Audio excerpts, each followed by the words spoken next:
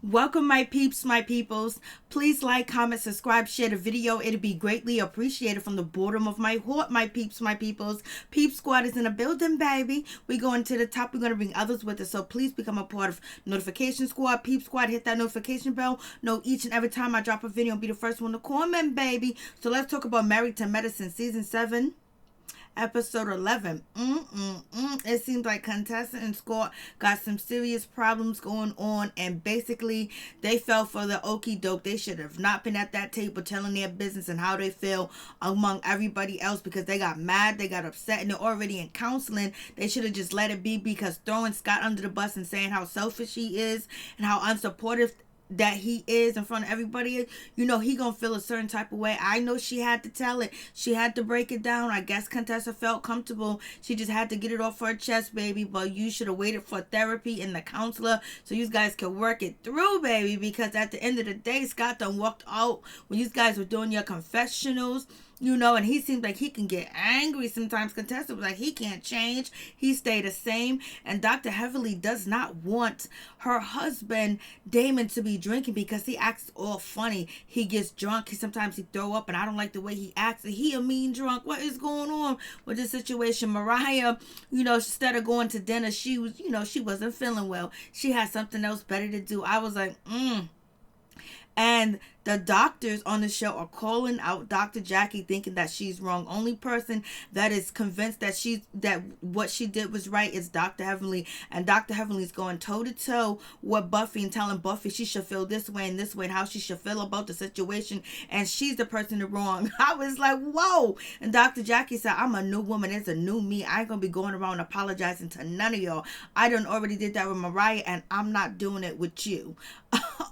I was like, what? She goes, I'm done and I'm finished. I accept it. I'm done with it now. Can we eat? I was like, yo, Dr. Jackie, what's going on? You got Eugene talking about, Curtis didn't say nothing because he's seen that Dr. Jackie before. Everybody was like, look at Dr. Jackie. Cecil was looking at her. Aiden had his head down. I was like, what is going on? I was like, Dr. Jackie was like, nah, we ain't playing this. And you, Simone said Dr. Jackie's embarrassed because she got called out. And then Cecil was like, I couldn't believe she got no empathy. And Eugene is talking about she support women and help women. She's not worried about this woman that she hurt. I was like, yo, they're going in. But you know, Dr. Heavenly said Dr. Jackie is just like my husband. I put them both on the same level, both on the same totem pole. So basically, Dr. Jackie can't do no wrong in Heavenly eyes, and she ain't gonna let nobody come through and disrespect or embarrass embarrass Dr. Jackie. And then on top of that, Contessa jumped in and Dr. Jackie said, don't touch me. I was like, yo, the shade is real, baby. I was like, what is really going on with this situation? I was like, Lord have mercy. Dr. Jackie said she ain't done nothing wrong. And we don't even know what's going on with Claude. We didn't get a peep out of Claude this episode. I was like, what's going on? I was like, Dr. Jackie is on one. Like, she don't even see nothing wrong with it. She feels like you should let me say what I need to say. I was like, Lord have mercy. And then, you know, they're passing out gifts. Cecil and Simone are passing out gifts to everybody. Edible underwears. Heavenly was like, I don't need to wear no edible underwears. It already tastes good down there. Don't it, Daddy? He was like, I don't want to talk about it. You know, Dr. Damon don't want to talk about your sex life, and you always trying to throw up in our face that you guys are having sex and doing the okie dokie. We know you've been together forever. Like, you know, Dr. Damon be so embarrassed. He be like, I don't want to talk about that right now. Can we move on? Can we talk about something else? And then we get the situation where courtroom is all down the street, round the corner, down the stairs, up the stairs, below the stairs, on top of the stairs. Her room is in Kalahu land. It done disappeared. I was like, damn, Dr. Simone. I knew her room was going before, but I didn't know it was going to be that far. You really wanted to isolate her, huh? You really thought that she was a situation, she was a problem, that she has to go that far in them hills? And Quad felt a certain type of way. She was like, I don't want your husband. Do you see what your husbands look like? I was like, But there's one person that's put a vote up and said Cecil looks better than, Dr. Gregory. So how can you talk about the other husbands when your husband ain't even the cutest husband? So who is the most attractive husband or the most handsome husband on the show? Who do you think it is? I was like, oh, Lord have mercy. And Dr. Simone jumped in and was like, I didn't put you far away because I wanted to keep you from your husband, from the husbands. I put you far away because you like to be by yourself. And the only thing you care about is yourself. And that's the most important thing to you in the world is yourself. So you know what? I gave you some alone time. I was like, you was being shady. Shady. And Mariah, she comes through. She sent Dr. Aiden over there to talk to Simone and Cecil and let them know that she ain't going to the dinner. She ain't having dinner with them because you know what? She got something else better to do. She knew it was going to pop off. She knew it was going to jump off. I was like, oh. So they get on the bus and they getting ready to go, and it's in a dark place. The bus is all shaky and everything. Dr. Jackie asked the question, what about if we get taken? What about if we get kidnapped and we have to say a speech for our life? We gotta speak for our life. What would you say? And Dr. Heavenly said, I got children. If you got children, you should be all right. The other person should be a sacrifice. It was like it was a shot at Buffy, but it bounced off, hit Dr. Jackie, and then hit Quad 2 at the same damn time. But you know what? She might not have been taking a shot, but it damn sure sounded like it. Ooh.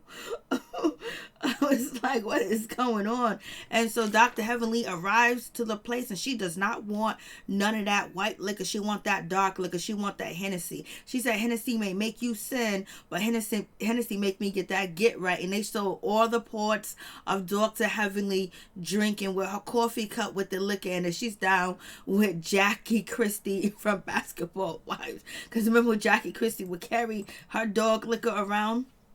And so Dr. Jackie is being very nice. She's actually thanking Cecil and Simone and basically saying, thank you guys so much. You was there to support me when my marriage was going through what it was going through. And I appreciate y'all. Happy anniversary and the whole 9 yards to you. And I got a special video recorded message from your kids. The kids are saying something nice and wonderful. And they glad that their parents stuck it out and they worked it out. I was like, yes, sir. That's what you have to do. That's what you have to do. And I know the kids are so happy with that situation that their mom and their dad actually stayed together and worked it out. And now I feel good. I thought that was a really good sentiment. It was a really good part of the show because they are good parents too as well. And then we have none other than Contessa. She jumps in and she got to say something. She was like, so how you really feeling the group, Buffy? Because when I first started the group, Dr. Heavenly is the one that picked on me, baby. She was picking on me and I was the butt of her jokes. She didn't say all that, but And Buffy was like, I'm fine with the group. There ain't nothing wrong with the group. The group's cool. You know what I'm saying? Dr. Heavenly is like, Shay, I have fun with her. And, Heavenly was like, come on, Contessa, I don't be picking on you. What are you talking about? So you already know Dr. Heavenly's going to get her get back. And so Buffy was like, well, this is the problem I do have. I do have a problem with what Jackie said, that I'm infertile. And she's an OBGYN. And she's talking about my ovaries and my eggs and whether I'm functioning my reproduction system. I think that is a problem. And she should know better because she's a doctor. She's a licensed doctor. And she's feeling a certain type of way. And I was like, ooh, Dr. Jackie was like, what? Come on. I thought we had a connection between us. I thought we was growing together. We had this connection where, we both, she didn't say, the connection is they don't have any children. They haven't, and Dr. Jackie can't have any children at this time and point. And Buffy can get pregnant, but, she can't carry. She have miscarriages too as well. So right now she's in a place where Jackie used to be before, the breast cancer, whatever that went down. So Dr. Jackie was like, I thought we was building a relationship. I thought, I take the pain and I take a voice out of it and I make a purpose out of it. I make a message to help, to protect other women and everything like that. Dr. Jackie was shocked and she was surprised and she couldn't believe that Buffy came at her like that. She was like, what? And, Toya jumped in, was like, listen, I don't want nobody talking about my miscarriage, but it'd be better off if you ask the person, hey, listen, can I say this? Can I share this information? Because I don't want nobody to be talking about my miscarriage or anything else like that. And she was like, Toya feel like, you need to ask first, ask permission, get consent. And then so Dr. Jackie was like, what? Get consent? She was like, you know what? I was just trying to talk, and it was a moment of empowerment. And I take pain and I make a purpose out of it. And you can make something beautiful out of the situation too as well. And you can help people and all this other stuff she was saying. And pain with a purpose, with a voice and with a message. And and Dr. Jackie was like, well, then I don't associate you so we don't have a real friendship because I got to get permission. I got to ask you to say something. I just can't talk about it. Like, what's going on? So that means if I talk about, Simone and Cecil getting a divorce, I can't bring that up. No, Dr. Jackie is different. You're talking about her reproduction system. You're talking about her ovaries. You're talking about her eggs. You're talking about her medical history in front of people she don't know. I think it would probably be a different situation if you would have brought up the situation at the table. But there's things that she hasn't even shared with people at the table, because I'm pretty sure once she shares her story, she wants to add all the other stuff into as well. And the divorce was something that was public. It was on the reunion. People talked about it, just like the cheating. When you got cheated on by your husband, everybody talked about it. They had posts, blogs. It was something that was in the open. This wasn't something that was so much public information. And publicly, women don't come out and say, I can't have children because of this and that. When they feel comfortable, they will. But you are comfortable because you have been freed from your pain of not having children over years or whatever. If you have been dealing with it for over 20 to 30 years, so you are set in stone, and you strong in your pain to make purpose and focus and help and save women. But Buffy ain't there because she's still trying, and she still can get pregnant, and she probably wants to add on to her story. Not you add on the story, but Dr. Jackie was like, well, then we ain't friends. I gotta ask permission. I understand what Dr. Jackie is saying too as well. Like, I should be able to say, oh, Mary Jane, something happened to her light, something happened to her at work, or she switched jobs or something like that. But that's so very surface, and you think that you should be able to share it. But what if the person don't want it to be shared? What if the person don't want this person to know? But there's certain information that you already know that your friend will feel comfortable in you sharing, or if you share it in a different way. But Buffy and Dr. Jackie ain't ace boo coons like that. Now, if they was ace boo coons and they was best friends and they was besties, and she shared the information, Buffy will be proud of her to share the information, because they talked, they went through it, they talked together, they have a bond and a relationship, and she understands Dr. Jackie's point. And I don't believe Dr. Jackie was trying to be malice towards Buffy by saying that I'm infertile and so is Buffy. But I think she was doing improv because she didn't have a speech, and it was something that was real to her at that moment, and she didn't see nothing wrong with it because she already lived through the pain. Buffy is still going through that pain as we speak, if she's trying to have a surrogate, or she's trying to get pregnant or whatever. So it is the case. But right now, Dr. Jackie was like, you know what, I receive it, I apologize, and I'm done with it. I was like, ooh, Lord, everybody, Simone was like, ooh, Cecil was like, woo. Eugene was like, woo. I was like, woo. Jackie is coming out of that shell. And Contessa tried to touch her and say, calm her down. Dr. Jackie was like, get your hands off of me. I want to speak. I was like, Contessa got this. And so Dr. Jackie was like, okay, you know what, I don't want to, Buffy was like, I'm disappointed in you. She was like, don't be disappointed in me. I'm gonna be a whole new Jackie. You're gonna see the new Jackie. You're gonna see the other Jackie. You're gonna see the other side. Don't be disappointed in me. This is gonna be the last time I say this. This is the last time I talk about this. I'm done with it. Let's eat. Let's move forward. I was like, damn, Dr. Jackie. Dr. Jackie was like, I don't want to hear it at all, point blank, period. Take your stories and share it with somebody else. Like, I can't believe you don't put me on Front Street like this. Dr. Jackie's like, it's a whole nother side of me. And Dr. Jackie feel people take her kindness for weakness. Just because she's tried to kumbaya with everybody, they're trying to take her kindness for weakness. And then she's still pissed about all them damn apologies that she gave to Mariah. So, she ain't this.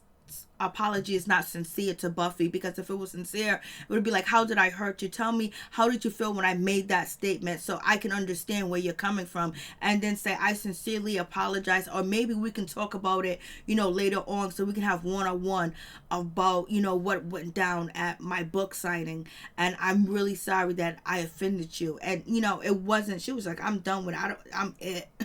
This is it. Let's move forward. And she was like, I ain't that person. Cecil was like, damn, she got no compassion. Cecil was like, she got no compassion at all. Dr. Jackie was like, listen, I'm done with it. Let's move on.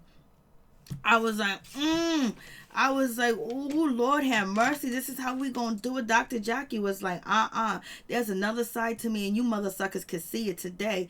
I ain't doing this. And Buffy's just very disappointed in the situation. She's just like, she was not ready for Dr. Jackie to respond like that. She thought Dr. Jackie was going to respond differently. She was going to be more apologetic. She was going to be concerned into her feelings. She was going to show us some compassion. Dr. Jackie was like, I receive it, and I'm done with it, and I don't want to talk about it, and let's move on, and you don't got to worry about me mentioning anything about you from now on. So basically, Dr. Jackie said, I ain't going to talk about you. I ain't going to say nothing. I ain't going to even mention you. I see where we at now. We are just associates, and you don't test my gangster. This is Dr. Jackie. Don't test my gangster. Curtis is sitting there like, oh, you done pissed her off. This is supposed to be a good night. And Buffy is like, damn, okay, whatever, okay, I accept your apology. And she was like, She was like, I'm glad Buffy didn't start crying tonight. She kept her face. Cecil and, Simone are like very disappointed in Jack. He was like, she's emotional. She don't have no emotion, no nothing. Simone is like, she got called down. Then Dr. Heavenly jumped in, and basically she was like, now you done made Dr. Jackie mad. Dr. Jackie didn't mean it on purpose. She wasn't trying to be malicious and harmful. She helps people, and she was just trying to help you and share a moment. It was nothing like that towards you. Dr. Heavenly gotta jump in and say what she need to say. And then Dr. Heavenly was like, you know what, come on now, we don't want to talk about this no more. Talk about to her outside, pull her to the side, pull her to the corner, talk to her like, come on, like, you ain't gonna be jumping on Dr. Jackie. And Buffy was like, no, you need to mind your business. You need to mind your business, because I ain't talking to you, and you can't tell me how I should feel and how I should respond to something about me. And she didn't do it to you. She didn't reveal anything about you. She revealed about me. And so mind your business. And then Dr. Heavenly said, mind your business, B word. And then no, shut the F up. And then Toya was like, let's eat. And Heavenly said, shut the F up, Buffy. She took a while to respond to Buffy telling her to shut the F up, because she was shocked. And Buffy was like, I ain't gonna back down from you. I ain't gonna back down from you. I ain't gonna run. I ain't gonna hide. I ain't scared. I'll give it to you back. I was like, Buffy's coming through. She's jumping out the corner. And she goes, I have a right to reveal whatever I want to, when I want to, however I want to. And Dr. Jackie should know better than what she did and what she said. And it wasn't a sincere apology at all. And she ain't feeling the situation. She was like, I don't know you like that. You talking about my ovaries and my eggs. And Buffy made the statement that she's not infertile because she does ovulate and she does have eggs. She just have miscarriage. She can't go to full term. And so, Simone is telling Buffy, okay, we gonna regroup. Let's just chill. And then Buffy's like, she's fine. She's talking in third person. So, like she's like cuckoo caca in the head talking about, and when she started talking in third person, like I guess she reverted back to childhood. She reverted back to an angry moment that her mama scolded her, her father scolded her. She goes, she's fine. I was like, what the hell? But she's pissed, she's upset, and she's mortified to see that, Dr. Jackie really didn't give her a sincere apology, and then Dr. Heavenly is jumping on her and trying to make her feel like she's in the wrong. And she's like, what? She's probably shocked. She probably thought there was something else going on, like we gonna treat each other equal. And so, Toya is basically, I'm hungry, we can't eat, where's the food? The food ain't coming out. The people sitting there watching them argue, and Toya thinks that Mariah is somewhere else having a good dinner. And it looked like Mariah was somewhere else having a good dinner. And so Heavenly's arguing with Buffy. She gets up and leave because, you know, Contessa brings her out to the bathroom to leave, and Dr. Heavenly's basically, you know, saying that she embarrassed Dr. Jackie. I never seen Dr. Jackie that mad. I never seen her upset. Yes, Dr. Jackie's embarrassed. And I don't think she should be embarrassed. I think she's embarrassed because, oh my God, somebody brought it to my attention. And she's embarrassed because maybe she hurt somebody she didn't know. And she could be embarrassed because, like, this is not the time or the place for it. And she also can be embarrassed that, like, you know, they're putting her professionalism online, talking about, you shouldn't be talking about personal business, you know, especially medical health care, medical business, and, you know, business. You shouldn't be talking about nobody's medical history. And so Dr. Heavenly and Dr. Contessa basically said, I never seen her that mad. Dr. Jackie's a good person. Dr. Jackie's this. Nobody's questioning that. They're questioning whether she made the right choice to bring up Buffy's medical history and what her condition is and what she's going through. And then the apology that she gave to Buffy was not sincere. It was very rude and it was very ignorant. So it is what it is, baby. And so Dr. Jackie, she doesn't want to eat. She wants to leave. She don't eat nothing. She said, I wish I can Uber home. And Curtis was like, you'll get, you know, I don't think the Uber will find us here. So she's not eating. She's upset. She's quiet. She don't want to say a word. I think she's mortified. She's embarrassed. And she probably felt like, damn, you're picking on me because she doesn't feel like she did anything wrong. She felt like she was doing something real, something uplifting. And it turns out it wasn't like that. That it was a mistake bringing up, you know, Buffy's information without her permission, or actually having a friendship. And so Simone has Buffy's husband say something and about conflict resolution, and basically what he said is, think about what you say before you say it, and think about how the person will react and how would they feel and how would you feel if it was done to you too as well. And that way you can avoid conflict when you put, you know, somebody else's shoes on your feet. In so many words, that's what he was saying. And Cecil and Simone thinks Dr. Jackie's wrong, and she, you know, she could do better than that, and, you know, it wasn't right. And her apology and her new self was scary, and that was wrong. And it's like no empathy, no sympathy, and a fake apology, and she's embarrassed.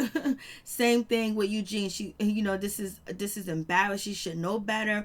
And, you know, she was mean, and who was that other person? And she's not taking in Buffy's feelings or how she feels about that situation. She's supposed to be helping, but she's causing pain, and she doesn't care about the woman that's right before her eyes, but she's about woman empowerment and woman health. I was like, you guys are zogging Dr. Jackie.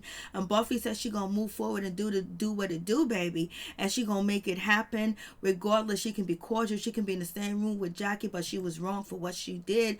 And if Dr. Jackie want to come to her and talk to her and have a personal conversation, she's open to it, because you know what, she ain't gonna hold it against her. And Dr. Jackie feels like, damn, I need to go talk to Buffy, but I'm gonna talk to her private one time and one time only, get through it and just keep it moving. And she was like, I ain't gonna be keeping apologizing to people. I already did that shit with Mariah. And so that Mariah situation is actually affecting her in this situation, because now there's twice people calling out Dr. Jackie for repeating something that wasn't true, and then also repeating Buffy's business. And so now she's probably feeling like, okay, they're monitoring everything I'm saying, they coming for me, you know. So she gonna handle it that way and keep it moving and keep Buffy out her face, out her mouth. And then on top of that, you know, she can't be trusting to everybody and let everybody in, and everybody don't got the same values that she has, just because. And Dr. Jackie gotta understand, everybody ain't strong and powerful as she is. And when it comes to defeating cancer and dealing with not having children and accepting that, just because you came, but it took you a lot of years to get where you at. And it's going to take Buffy some time and a lot of other people some time, especially, you know, they ain't like you. So they get on the bus. This raggedy bus done broke down. Toya is acting a mess. She's yelling. She's screaming. She's doing the most. I was like, damn, isn't Simone your friend? Ain't you cool with Simone? You know Simone feels bad. You know she feels embarrassed. So why would you chastise Simone and yell and be screaming in the street? Because if the shoe was on the other feet, you wouldn't want nobody to do that to you. But I don't know if Simone dissed you when you was hosting the couples trip. But anyways, that's my friend. That's my homegirl. The bus broke down. It ain't her fault. Let's just get back to the hotel. And so the guys are drinking. Dr. Heavenly Heavenly doesn't want Dr. Damon to be drinking because he acts differently. She doesn't like the way that he acts, and plus he gets drunk. I was like, And she sends, and so he goes over there. He comforts, Simone, to let her know that it's okay. Things happen. It's not your fault the bus broke down. Don't take it personal. And Simone was like, well, they're gonna throw it up in my face and talk about me and say this and say that about me. So she feels like, she's gonna be judged by the ladies and everything like that, and she doesn't want that to happen. So it is what it is with that situation. But it was nice to see Cecil comfort her, and Dr. Heavenly is sending Dr. Jackie over there to make sure her husband don't be drinking. So now we get to playing the games. We're playing messy boots, messy boots or something like that. I don't know what it is. This messy boots game, Mexico messy boots or whatever, and Scott says that who wrote the questions, and they want to make sure it's not Dr. Heavenly. Dr. Heavenly was like, okay, I'm going to get you. Dr. Heavenly's going to come through. Don't mess with me, Scott. Oh, you bringing up my name. You're coming for me. Contestant already came for me earlier. And so the question was about cheating. And the first question, is it a wash if you cheat and then you let your partner cheat? Can you just get over it? And I was like, oh, Dr. Jackie was like, Curtis better be happy that I'm not crazy. I'm not deranged. I'm not Lorena Bobbitt. And I don't have PTSD because, he cheated on me. But I forgave, and we went through. We have Toya talking about, well, if he cheats, I want to cheat too. Dr. Damon said, no, you can't do that. Not one wrong doesn't make a right. You got to make it better. And you can't cheat. And then the next question is, if your spouse changed careers, should they tell you? And, Heavenly said, yes, they should. They should bring it by you. That you don't have to get their permission, but let them bring it by you. Talk about it to your significant other.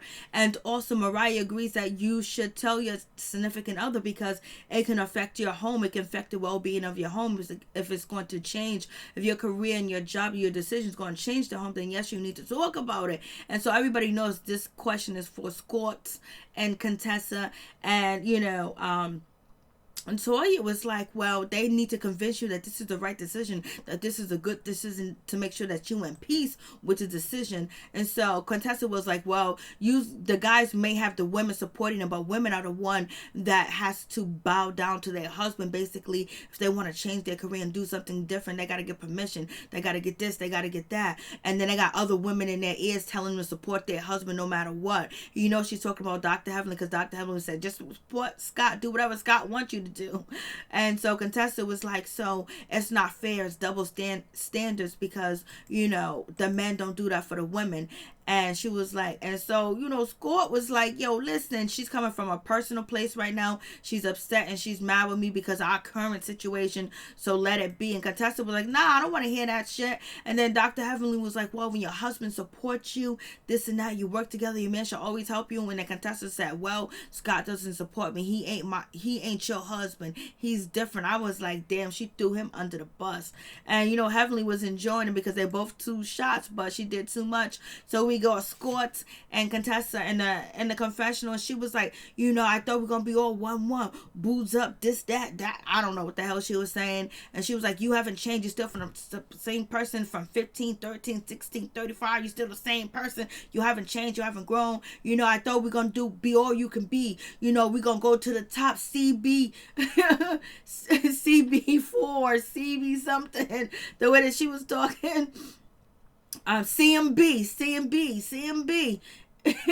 Or like, we're gonna go to the top, like she was saying. She was like, we only got one life to live. And he gets up and he walks away, and he was like, what? And she's calling him out, saying that he hasn't changed. He's still the same person. He don't compromise. They don't have a communication and the whole night, and it ain't working. I was like, you guys should have saved that for the counselor.